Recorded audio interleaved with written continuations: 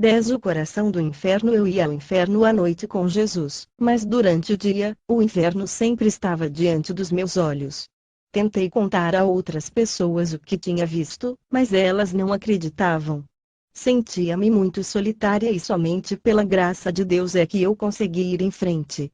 Toda a glória pertence ao Senhor Jesus Cristo. Na noite seguinte Jesus e eu fomos de volta ao inferno. Andamos ao longo da saliência das entranhas do inferno e reconheci algumas partes dele onde estivemos antes. O mesmo cheiro de carne podre, o mesmo odor de maldade, o mesmo fedor e ar quente por toda parte. Já estava me sentindo muito cansada. Jesus sabia dos meus pensamentos e disse: Eu nunca deixarei ou a esquecerei. Sei que você está muito cansada, mas lhe darei forças.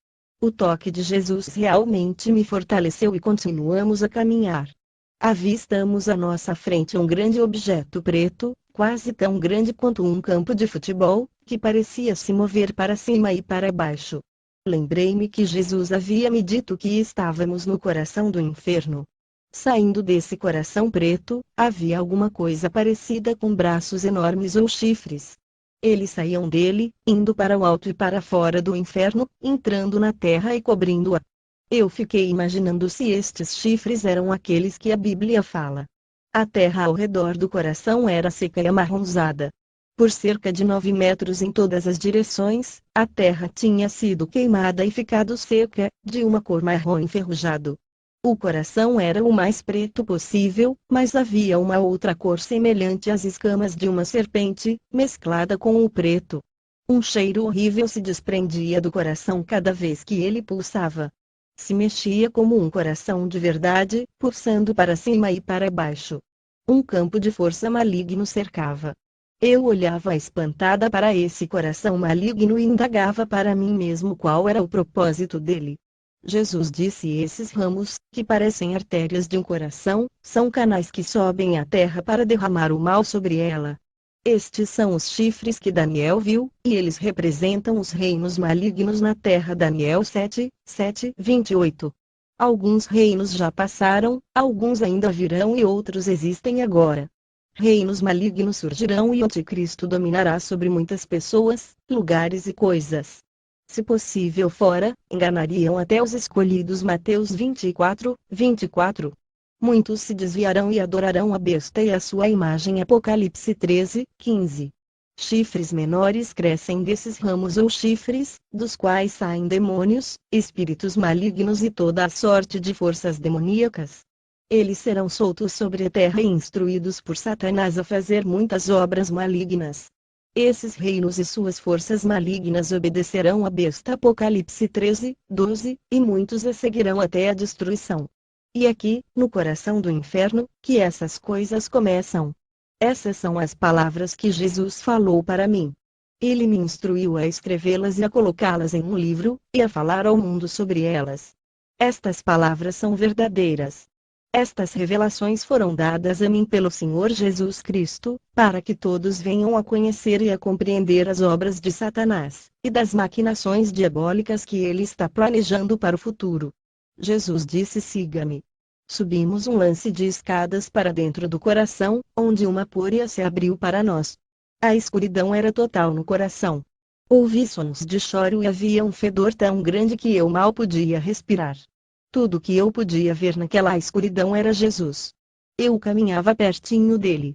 Então, de repente, Jesus desapareceu. O inimaginável aconteceu. Fiquei sozinha no coração do inferno.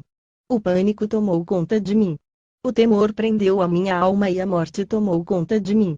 Gritei a Jesus: onde tu estás? Oh, Senhor, volte por favor. Eu o chamava incessantemente, mas ninguém respondeu. Oh meu Deus, eu pranteava, eu devo sair daqui. Comecei a correr na escuridão. Quando eu toquei nas paredes, elas pareciam respirar, se retraíam com minhas mãos. Foi então que senti que não estava mais sozinha. Ouvi o som das gargalhadas de 2 demônios, envoltos por uma luz fraca amarelada, que agarraram as minhas mãos. Eles rapidamente me acorrentaram os braços e começaram a me arrastar para baixo, para o fundo do coração. Eu gritei por Jesus, mas não houve resposta. Gritei e lutei com todas as minhas forças, mas mesmo assim eles me puxaram, como se eu não oferecesse nenhuma resistência.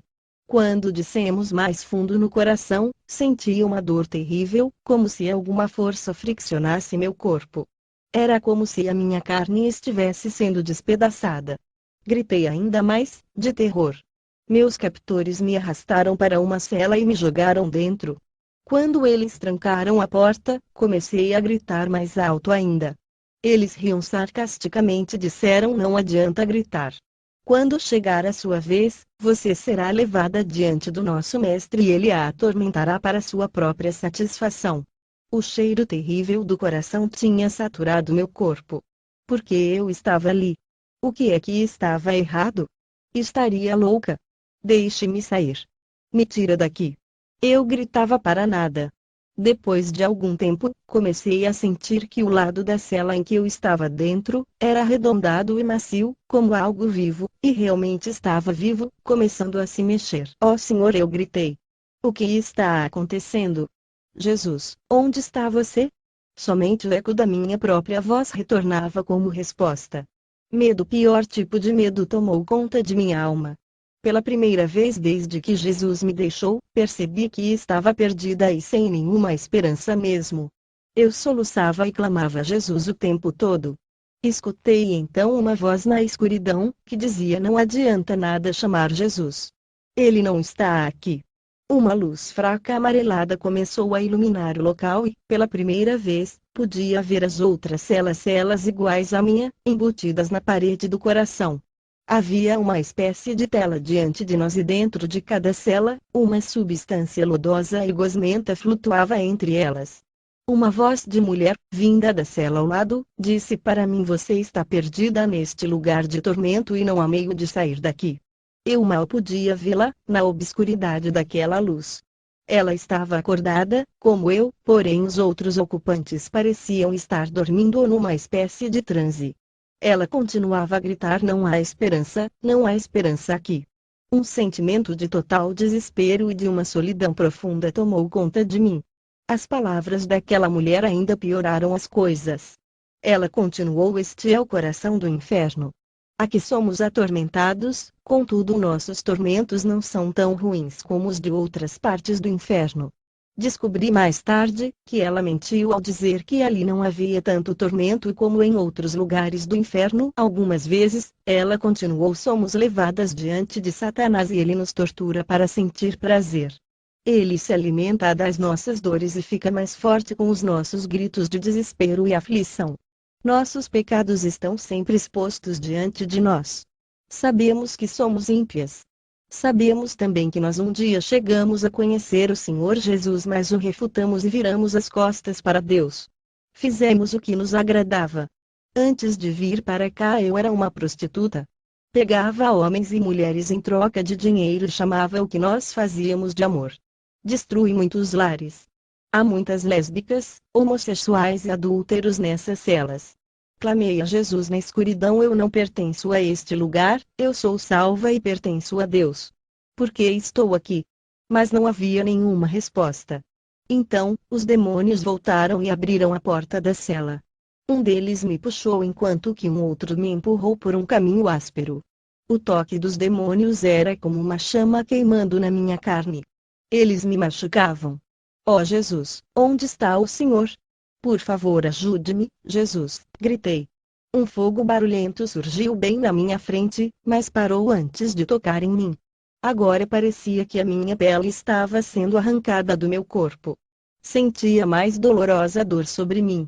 Alguma coisa invisível estava despedaçando meu corpo, enquanto espíritos malignos em forma de morcegos me mordiam toda.